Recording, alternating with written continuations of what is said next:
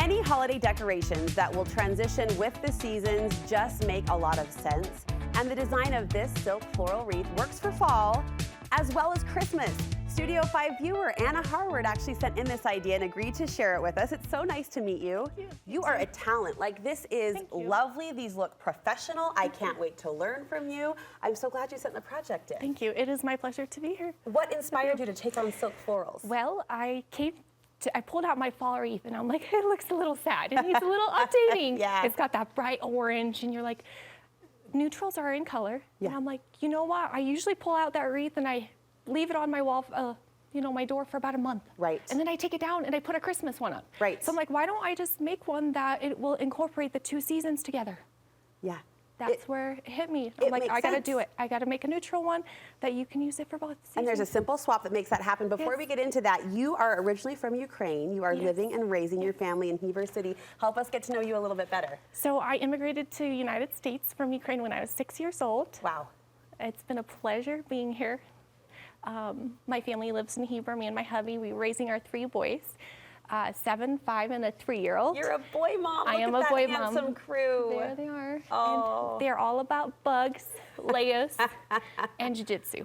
Really? That is what they like. Impressive. So they're a rambunctious crew. They are. They're like an energetic wrestling crew. That's a better way to say it. Energetic. Absolutely. Okay. Well, let's make the wreath. I want you to walk me through it, starting with how you select florals. We were chatting during the commercial break. I walked through the floral section of a craft store, and I shut down, and I'm thinking, it's all ugly. And it's not. But you just get overwhelmed with all of the choices. How did you pick these lovely stems that you brought today? So since we're making a fall wreath, this is my thought.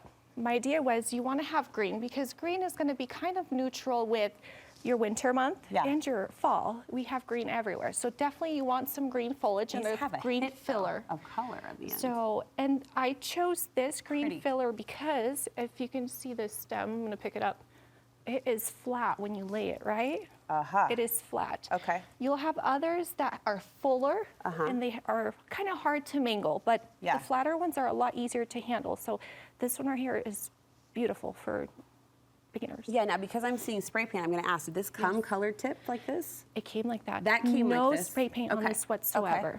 And then the other stems, the metallics and the texture. Yes. Is that what you're reaching for next? Yep. Let's go for it. So these are little cute fillers, right? We have our acorns.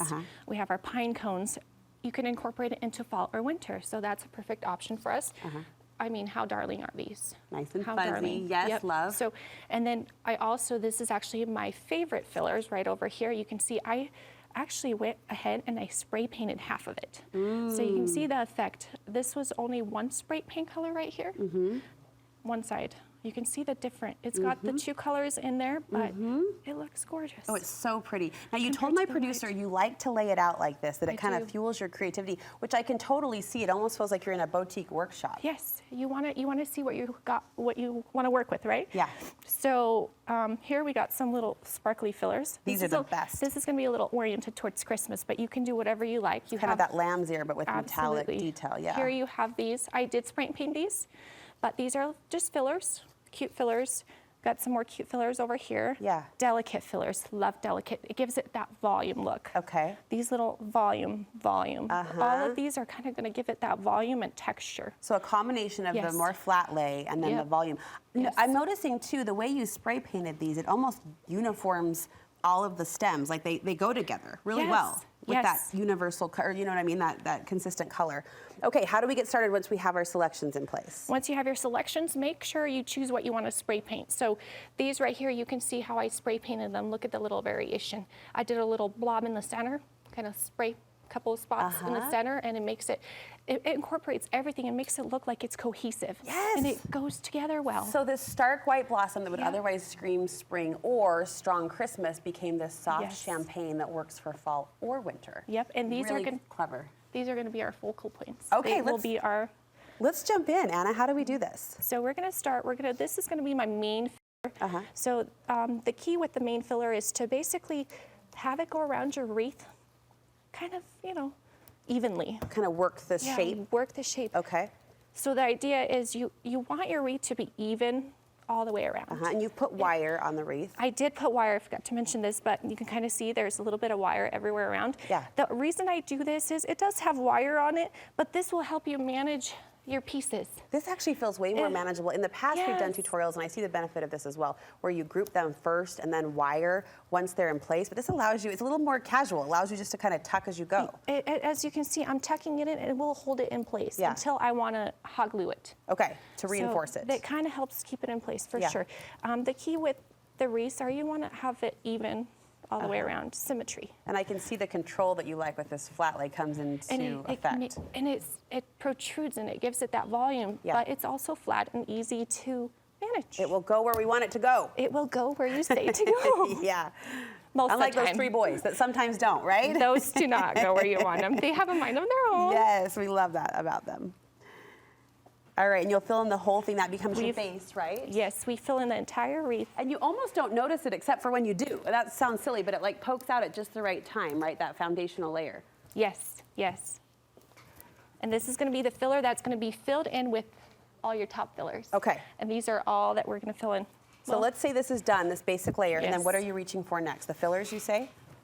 So the next thing we're going to reach for is we're going to choose what our focal point is going to be. Okay. And the focal point is whatever your heart inspires or whatever desires. Whatever you love the most. Yes, whatever you love the most. In this case, we're going to do, these are magnolias. So the easiest way to make a wreath is to make it even. Divide it into 3 in your head. Like the rule of thirds? The rule of thirds. Okay.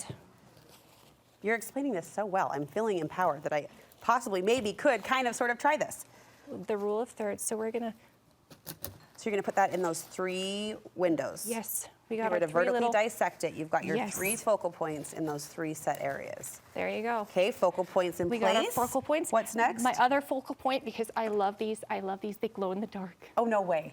They're like light reflectors. Oh, beautiful. So I wanted to implement these boys into here. Yeah. And they'll be kind of part of our picture with that magnolia flower. That was spoken like a true boy mom. Sometimes it's these girls. I wanted to incorporate these girls into this wreath, but for you, it's these boys. It is. Everything's boys. Hey, boys. I love it so much. These boys are going in. Cute. You're so cute. Good. Okay, so our focal point is there, and then what? You can see. Once we've done that, we're going to do our background. You want to give it a voluminous look. Okay. And our background, anything you choose that has texture, color, and you're going to put it towards the back of your wreath. That goes behind. Look, behind. It's going to give it that volume.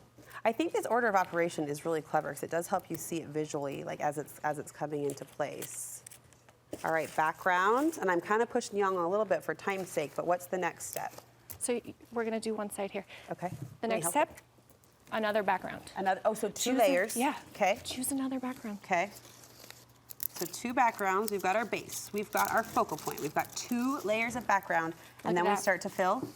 Yes. Okay. Let's just work this side right here. Yeah, we're working this side so you can see it. This is so fun to see it all come together. So now you've got your little back. Yeah. You want to add a little bit of texture to the back? Yeah. By all means. Kind of work around it. It really is neat to see those neutrals come together in such a pretty way. Okay, so now that you've got the back, you kind of want to work on the center and the front. You can see there's a little bit of holes here and there. So my favorite one is actually this little guy. Look at this. These little ones that I was... Yes, that you talked about spraying. Brooke, you can do this I will help you. And it kind of becomes this playground, right? Where you just sort of get to creatively look and see what jumps out to you. Reinforce it with glue. Anything else to finish it off? You can use twine. If you don't feel comfortable hot gluing your pieces, you can always use twine. Okay. I have some twine, but hot glue is like the last finale. Work with it, move it around if you don't like it, and then hot glue it at the very end. Yes. Like the very last thing, because it can be intimidating to put your pieces on and then not be sure. Yeah, so make and sure you you're have sure. it hot glued. Okay. So make sure you're sure. This. Thank you for the quick and fast tutorial. We saw kind of the basics, which I think will help a lot of at-home wreath aspiring artists kind of pull together a beautiful look like this. Where can we see more of your work, Anna? You can find me on Instagram, Garden Aurora. Garden Aurora. Yes. Beautiful name. Thank so you. fun to meet you. Nice job. Thank you so much. Our wreath carrying us from fall to Christmas. We love the practicality of that as well.